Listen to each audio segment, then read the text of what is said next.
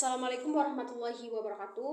Perkenalkan, nama saya Arianti. Saya dari jurusan Pendidikan Bahasa Indonesia semester 3. Di sini saya akan memaparkan sebuah materi. Yang kesatu ada penggunaan huruf, yang kedua penggunaan tanda baca, yang ketiga kata depan, yang keempat penulisan partikel, yang kelima penulisan kesingkatan, yang keenam ada penulisan kata ganti, yang ketujuh jenis kata. Oke, yang kesatu ada penggunaan huruf. Yang kesatu, yang poin A, ada huruf abjad. Abjad yang digunakan dalam ejaan bahasa Indonesia seperti A, B, C, D, E, sampai Z. Yang kedua ada huruf vokal. Huruf vokal yang melambangkan vokal dari bahasa Indonesia atas huruf A, E, I, O, dan U. Yang ketiga ada gabungan huruf vokal. Yang kesatu ada monotong. Monotong dapat bahasa Indonesia dilambangkan dari hubungan huruf vokal EU yang dihafalkan E. Yang kedua ada diftrong. Di dalam bahasa Indonesia terdapat diftrong dilambangkan dengan AI, AU, dan OI. Yang contohnya saiton bisa jadi dengan saudara, baikot. Yang ketiga ada huruf konsonan. Di dalam bahasa Indonesia terdapat 4 gabungan huruf yang melambangkan konsonan, yaitu KH, NK, NY, dan SY. Yang contoh katanya adalah khusus, ngilu, nyeri, syarat. Yang keempat ada huruf kapital. Yang kesatu ada huruf kapital ataupun huruf besar dipakai sebagai huruf pertama kata. Pada kata dia hurufnya D besar. Yang kedua, huruf kapital dipakai sebagai huruf besar. Yang contohnya, bahasa Indonesia. Pada kata Indonesia, I-nya harus besar. Yang ketiga, huruf kapital dipakai sebagai huruf pertama nama, tahun, bulan, hari, dan hari raya. Dari peristiwa sejarah, contohnya bulan Agustus, hari Natal, huruf A dan huruf N yaitu harus besar. Nah, yang kelima, huruf miring. Apa sih huruf miring? Huruf miring dalam cetakan dipakai untuk menuliskan nama buku, majalah, dan surat kabar yang dikutip dengan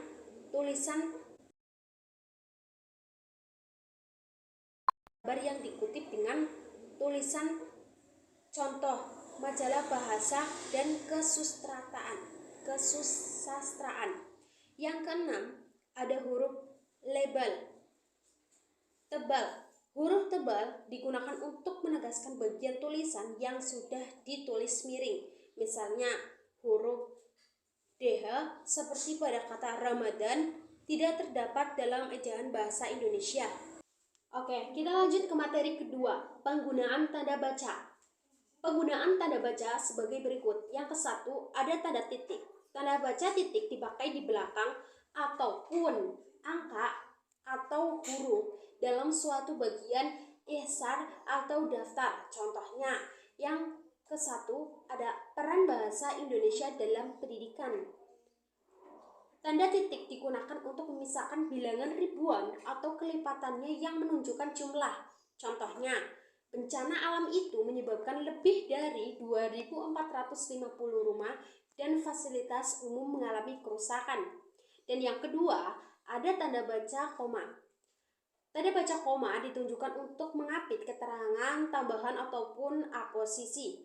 Biasanya kesalahan terjadi dengan tidak memberikan tanda baca koma dan tempat. Contohnya, materi pendidikan Nadiem Makarim menghadiri upacara HUT PGRI. Natal, siswa yang berbaju merah, baik sekali. Dan yang ketiga, ada tanda titik 2. Tanda titik 2 digunakan pada akhir suatu pertanyaan lengkap yang diikuti pemerincian atau penjelasan. Hal ini berarti tanda baca titik dan tidak digunakan apabila perincian merupakan pelengkap yang mengakhiri pertanyaan. Contohnya, ibu ke pasar untuk membeli sayur, kol, sawi, dan wortel. Lanjut ke materi yang ketiga, yaitu ada penggunaan kata depan. Kata depan yang kita kenal umumnya terdiri atas di, ke, dan dari. Namun, banyak praktik penulisannya hal yang seringkali salah penggunaannya adalah kata di dan ke. Hal ini terjadi karena adanya kebingungan antara menyebabkan di dan ke yang berfungsi sebagai kata depan dengan di dan ke yang berfungsi sebagai awalan atau kata depan seperti di, ke, dan dari dituliskan terpisah dari kata yang mengikutinya. Contohnya, mari kita berangkat ke kampus. Kalung itu terbuat dari perak.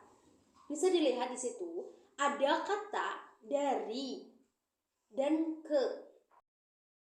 Oke, kita lanjut materi yang selanjutnya. Yang poin keempat, penulisan partikel pun. Partikel dalam bahasa Indonesia terdiri atas kah, lah, pun, per, dan tah. Terdapat dua ketentuan dan penulisan. Dalam penulisan partikel dalam bahasa Indonesia yang kesatu adalah partikel kah, lah, dan tah. Ditulis serangkaian dengan kata yang mendahulunya. Di sisi lain, partikel pun yang berarti juga dan yang berfungsi juga partikel pun yang ditelah, padu, atau ditulis serangkai dengan kata yang mendahulunya. Contohnya, saya pun bangga melihat anak-anak bangsa Indonesia makin kreatif. Meskipun sakit, ia tetap menyelesaikan tanggung jawabnya hingga selesai. Lanjut ke materi yang kelima. Penulisan singkatan menurut PUEBI adalah beberapa cara atau panduan penulisan singkat yang terdapat. Hal ini juga digolongkan berdasarkan penulisan untuk nama orang, jabatan, nama organisasi, ditulis dengan huruf kapital dan diikuti tanda titik atau tidak. Yang satu ada singkatan ditulis menggunakan huruf kapital diikuti dengan titik setiap huruf singkatannya. Singkatan nama orang sarjana komunikasi. Yang disingkat, singkatan ditulis menggunakan huruf kapitalnya. Singkatan yang berdiri dari huruf awal setiap kata, nama lembaga pemerintah, dan ke atas Gajah Mada, PBB, Perserikatan Bangsa-Bangsa. Yang ketiga ada singkat huruf kecil dan diikuti tanda titik. Penulisan singkatan yang terdiri dari 3 huruf ataupun bisa lebihnya. Misalnya SCB, apa SCB, dan sebagainya, DLL, dan lain-lain. Oke, kita lanjut ke materi berikutnya. Penulisan kata ganti.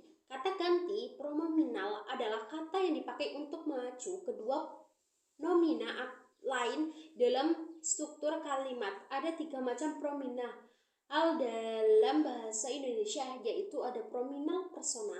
Apa sih pronominal persona? Pronominal persona adalah pronomina yang menunjukkan kata ganti orang. Kata ganti orang tunggal seperti saya, entah itu berjarak dekat maupun jauh, seperti ini, itu, sana, sini, begitu, begini. Contohnya, banyak orang yang mengatakan pohon itu angker.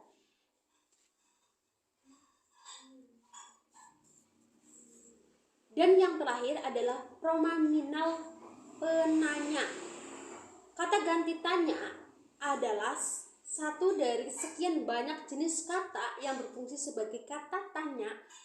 Penanya peminta informasi tertentu, biasanya berupa peristiwa ataupun kejadian seperti apa, bagaimana, kapan, dan mengapa, siapa, di mana. Contoh, siapa yang telah mencuri isi tas milik Nia? Kita lanjut ke materi berikutnya. Jenis kata. Yang satu ada nomina, kata benda. Nomina adalah nama dari sebuah benda dan segala sesuatu yang dibedakan dan menurut wujudnya dapat dibedakan menjadi. Yang satu ada kala benda konkret, yaitu nama benda-benda yang dapat ditangkap oleh panca indera, misalnya rumah, batu, binatang. Verba ataupun kata kerja. Verba atau kata kerja merupakan kata-kata yang dinyatakan suatu perbuatan atau tindakan, proses bergerak, keadaan, atau terjadinya sesuatu berdasarkan fungsinya dan kalimat, yaitu sebagai predikat. Kata kerja dapat dibedakan menjadi dua, yaitu ada kala kerja penuh, yaitu kata kerja yang langsung berfungsi sebagai predikat tanpa bantuan kata-kata lain. Dan yang kedua, ada kata kerja bantu, yaitu suatu kata yang memiliki fungsi khusus kata kerja utama. Dan yang ketiga, ada adjektiva atau kata sifat. Kata-kata yang dapat diikuti dengan kata keterangan sekali serta dapat dibentuk menjadi kata ulang perimbuhan gabungan se-nya disebut kata sifat. Contohnya, indah sekali, seindah-indahnya. Pada tingkat phrase, letak kata sifat adalah di belakang kata benda yang bersifati, misalnya rumah besar, pandangan indah, meja kecil. Dan secara umum, adjektiva adalah kata yang mengatakan sifat, keadaan, watak seseorang, binatang, atau benda. Dalam sebuah kalimat, adjektiva berfungsi sebagai penjelas subjek, predikat, ataupun objek. Demikianlah beberapa hal yang bisa saya sampaikan. Sebelumnya, saya mohon maaf sebesar-besarnya apabila penyampaian materi saya ada kesalahan disengaja maupun tidak disengaja. Harapannya semoga bisa bermanfaat untuk semuanya. Wassalamualaikum warahmatullahi wabarakatuh.